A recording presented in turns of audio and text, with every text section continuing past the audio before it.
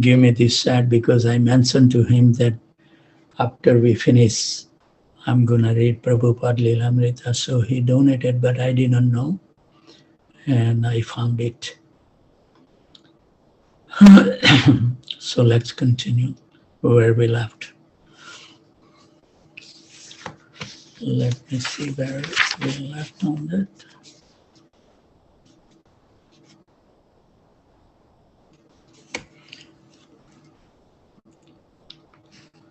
Let me see. I think I have that where we left, or I may have deleted already.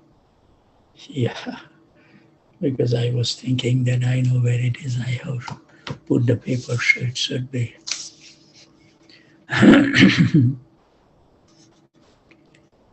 Just give me a few minutes.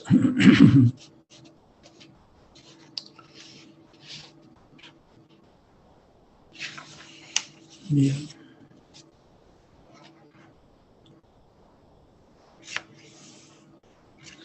While preaching locally, Abhay was simultaneously working to give an international scope to his League of Devotees. He wrote to government agencies asking them to help him expand his genuine educational project. And he also tried to recruit preachers from amongst his friends. He wrote to his old college classmate, Rupen Mitra, in Calcutta, inviting him to join in worldwide missionary activities. Excuse me. Little cough always comes and it just troubles me little. My mission desired to train up 40 trainees, and I have asked help from the government for this useful educational purpose. I want that you may be one of the trainees in this regard, and you can ask Kartik Dada to join us in this spirit. You will know from the papers sent to you how we live and what we do, and thus you can make up your mind whether it is possible for you to join us. Straightforward, wonderful, no duplicity. This is the quality of a devotee. The first thing is that we want to train up some retired men in the Vanaprastha life and some young men in the Brahmacharya life. I have no inclination for the sannyas life, which is rather a difficult job for the fallen people of this age. The so-called sannyasis in the red garments have spoiled the good name of such order of life. Abhay also asks Rupen, kindly let me know the charges of this advertisement in the English and vernacular papers of Calcutta. Educational, quote, wanted candidates from any nationality to qualify themselves as real Brahmins for preaching the teachings of Bhagavad Gita for all practical purposes throughout the whole world. Deserving candidates will be provided with free boarding and lodging. Apply. A.C. Bhaktivedanta, founder and secretary of the League of Devotees, Bharati Bhavan, P.O. Box, Jhansi, UP. Haribol.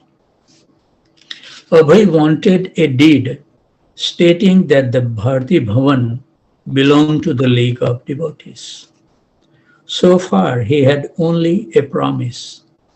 Thinking of Jhansi as a permanent headquarters, he wanted a written commitment. When he approached Reva Shankar Bhayal for a deed of gift, Mr. Bhayal gave Abhay a form requesting him to pay 500 rupees to register the buildings. But since Abhay had just suffered a loss of 7,000 rupees in Allahabad and had recently spent 3,000 rupees in his preaching, much of it going toward the opening day festival. He found himself unable to raise even 500 rupees. Haribol. Acharya Prabhakar, despite his academic position, had very little money and was being subsidized by his parents with 3 rupees a day. We are spoiled, in the US. We don't know how to utilize the money. We spend so much unnecessarily. When we read this, then tears should come through our eyes. How much spoiled we have become coming to the Western world. Haribol. At least we should repent and change the course of our lifestyle if it's not too late. Most of Abhay's congregation, especially the students, were in a similar position. Mr. Bhayal's request for 500 rupees didn't seem urgent, nor did he say what would happen if Abhay couldn't pay. But he soon made another request. Mr. Abhay Chanande should buy the Bharti Bhavan for 5,000 rupees. Haribol. It was disconnecting. The generous gift had turned into a purchase offer. The people in town were already referring to the property as Abhay Bhakti Vedanta Ashram, and the League of Devotees was primed in large letters across the wall of the compound. When pressed by Abhay's friends, Mr. Bhayal assured them that Abhay could go on living there, but ultimately he would have to buy. Mr. Bhayal said he would give the League of Devotees first consideration and a good price. Haribol. Abhay worried, not knowing what the landlord would do next. If the League could purchase the property, that would be the best. But he had been unable to raise even 500 rupees. 5,000 seems impossible. Abhay found no strong financial backing from his congregation. His league did not include even a single full-time worker. He did know of one way to raise money, his pharmaceutical business. He still had a small operation being run by his son in Calcutta. Abhay had formerly been earning 3,000 rupees a month. He considered approaching godbrothers for help, but the prospect for earning the money himself seemed more likely. For 30 years, he had earned money by his pharmaceutical business, and he could do it again for the most worthy cause. When he arrived in Calcutta in the spring of 1954, he was without money. He chose to live with his godbrothers at the Gaudiya Sangha in Chetla, the same neighborhood his family lived in. Since he had no money, the head of the ashram bore his expense. Abhay gave daily discourses on Srimad Bhagavatam, which the Gaudiya Sangha Brahmacharis highly appreciated. Krishna Kumar Brahmachari, even after he left, his sweet melodious voice would ring in my ears. He used to often express a desire to go abroad and preach. One of his sons was running a small business, Vimalton Laboratory, and thus supporting the family. Abhay knew that his wife would not be interested in his work in Jhansi. His son had been there, but had not been impressed. The family would see his preaching in Jhansi as a threat to their home life. Abhay, however, was sustaining himself by his vision, which was now taking practical shape of a world reformed by Krishna consciousness. He even thought of opening a branch of the League of Devotees in Calcutta.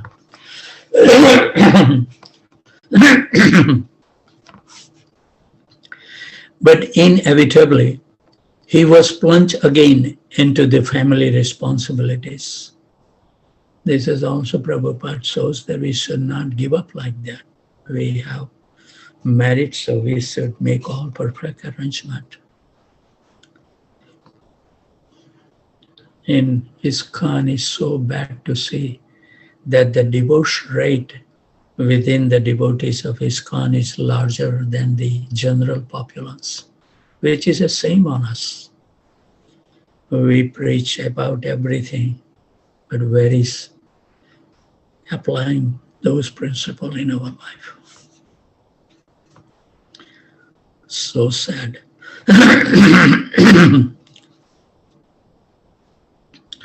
Some of his children were still unmarried. The rent and bills had to be paid.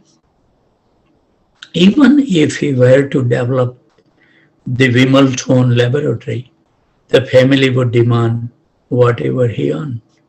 And even if he were to accede to the demands, live at home and give up preaching, the greatest difficulty would still remain. They weren't serious about devotional service, nor could we change them. What was the use of conducting a business if they would not be a devotees?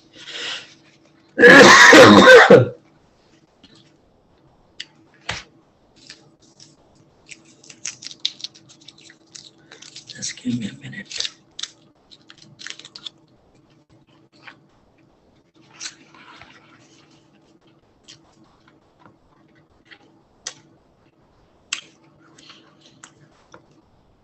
He visited his family and the same old scene occurred. Local friends came to visit and Abhay began preaching, giving Bhagavad Gita classes, just as he had been doing in Jhansi. Meanwhile, his wife and the rest of the family would take tea in a separate room. Srila Prabhupada is explaining that situation in his own words. I wanted as much as possible to get her to work with me in spreading Krishna consciousness, to get her help. But she was very determined. She wouldn't help me in spreading Krishna consciousness. So finally, after many years, I could understand she would not be any assistance to me. She was very attached to drinking tea. I was always telling her not to drink tea because I wanted to have a nice Vaishnava family. So although I was repeatedly telling her, this time I finally said, you have to choose between me or tea. Either the tea goes or I go. In this way, I was even criticizing my own family. But because they were thinking I was the husband or father, and they couldn't take my instructions seriously. So she replied, give up tea, drinking, or give up my husband. Well, I will have to give up my husband then. Of course, she thought I was joking. So one day Radharani made a great mistake. Haribol.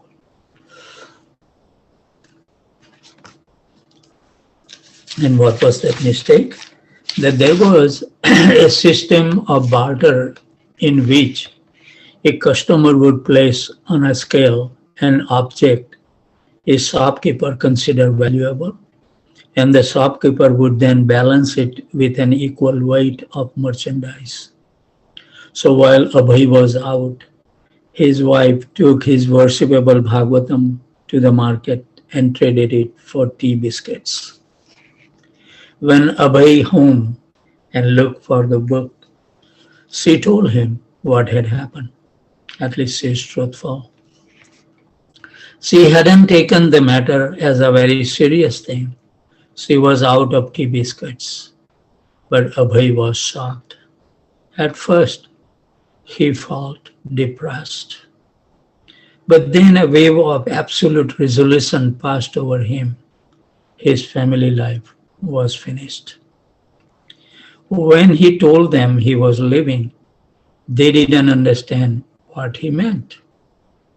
He had been living for 30 years. He was always coming and going. When he walked out the door, they thought, there he goes again. He is leaving. It was the usual routine. Everyone could see, even the neighbors. Mr. Day was going again. He had been at home, now he was going. He would be back again. But Abhay knew he would never come back. Very bold. So Srila Prabhupada is explaining these incidents in his own words. This is the greatness of the Acharya. They reveal their heart. They reveal everything. There is no secret in their life. That's a wonderful quality to have. Before leaving my family, I wanted to get all my sons and daughters married. But some of them disagreed. See how Prabhupada is thinking about everything. But then the time is up. Never mind whether they are married or not. Let them see to their own business. Suppose I die immediately, what will happen? Haribol. Who will take care of my daughters? At that time we say, God will take care. Then why not now? God will take care. My Guru Maharaj used to say, the renunciation of family life was a civil suicide. If you commit suicide, that is criminal. But that renunciation of family is voluntarily committing suicide. Now I'm dead. Whatever you like, you do. Haribol. Krishna says, Sarva dharmam parityaja. You give up all religion. So family is grahata dharma, the religion of the family. But Krishna says, give that up. But that attachment is there. See, Prabhupada, see that it's not easy. And if we say that feeling of attachment has to be given up gradually, then that we cannot do because the attachment is there. But if God will take care of them, if I die immediately, then why not now? His spiritual emotions were so turbulent that he wasn't thinking of going to Jhansi. He wanted to take a train to anywhere. Then he remembered some old godbrother friends who were living in an ashram in Jhargram, only a short train ride south of Calcutta. So he borrowed 10 rupees from a friend and brought a ticket to Jhargram. Haribol. It was a small month when Abhay arrived. He was welcomed by Paramhans Maharaj, Damodar Maharaj, and others. Paramhans Maharaj has been present when Abhay had first met Bhaktisiddhanta Saraswati, and he remembered Abhay as he had looked then, dressed in a white khadi, looking like a Gandhian anarchist. Abhay explained to him, I couldn't fulfill my family needs, so now let me preach the message of Lord Chaitanya. Abhay told him how his business has failed and how he had willingly left his family and was now destitute. Paramhans Maharaj, when Abhay arrived, he appeared very poor, starving. He had no means. He came alone to the math And when he arrived, he only chanted Hare Krishna, nothing else.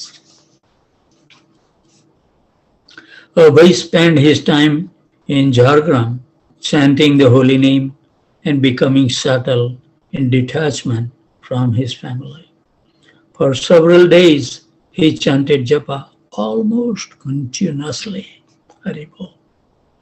Paramhans Maharaj would lecture in the evening, and then Abhay would also speak on Bhagavad Gita. But as time passed, his thoughts turned again to Jhansi, and he soon felt ready to go back to the League of Devotees. He had to secure the building and go on with the preaching.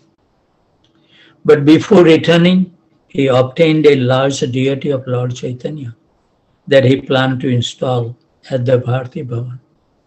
Ironically, he had gone to Calcutta to do business and raise money, but now he had no money, no business, and no family responsibility.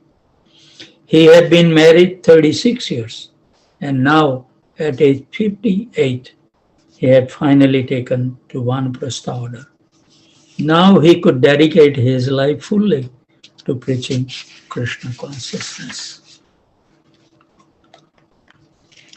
Abhay did not adopt the saffron dress of a Vanaprastha, but continued wearing a white dhoti and kurta. The people of Jhansi had always known him as a preacher with no family, ever since he had first arrived, a year and a half before. Now he was returning to them with a deity of Lord Chaitanya and a determination to establish Lord Chaitanya's temple in Jhansi. Abhay met with a warm welcome from Acharya Prabhakar and others, but he also met with competition for possession of the Radha Memorial. It began with a Sanskrit conference. The Bandelkhand Sanskrit Sammelan, which brought to Jhansi the governor of the province, K.M. Munshi, and his wife, Lilavati. An active social organizer, Lalita Munshi, had opened several branches of the Mahila Samiti Sangh, a society that aimed at socially uplifting women by teaching them secretarial skills and English. Two educated Jhansi ladies, Chandramukhi and Suryamukhi, wanted such a woman's social program for Jhansi, and they took the opportunity to approach Lilavati Munshi during her visit. She inspired them, and they began to talk about where in Jhansi they could open one of her social centers. Perhaps, suggested one of the ladies, the Bharti Bhavan could be used. Although Suryamukhi Sharma had been one of the empathizers who had first approached Mr. Bhayal on behalf of Abhay Day and had asked that he be given the Bharti Bhavan for his League of Devotees, she felt that the lady's cause was more important, and she knew that Abhay ownership of the building was not settled. The woman agreed that the building would be an excellent facility for a Mahila Samiti Sangh branch, and that their cause was more urgent than Abhay Charan's. Suryamukhi, assured of support by the governor's wife, called on A.C. Bhaktivedanta. She explained that his league of worldwide Vaishnavas would never take shape. Haribol. He was a nice person, and she liked him, but she didn't think that he could realize his extraordinary expectations. She suggested he vacate the Bharti Bhavan so that the governor's wife could organize a woman's social center. Quote, "You can go here and there for the sake of the building a temple," she told him. "You are free to travel anywhere, But these poor women in Jhansi have nothing, so they must be given this building for their use. She found him adamantly opposed. I think we should stop here. It's already 6:53. The devotees has to go to the work or to do the household duties. So we'll stop here, and if Krishna so desire, we'll see you all at 2 o'clock Central Standard Time. And please keep on praying that I'm going to drop the counter offer to them, that maybe Krishna sanction. So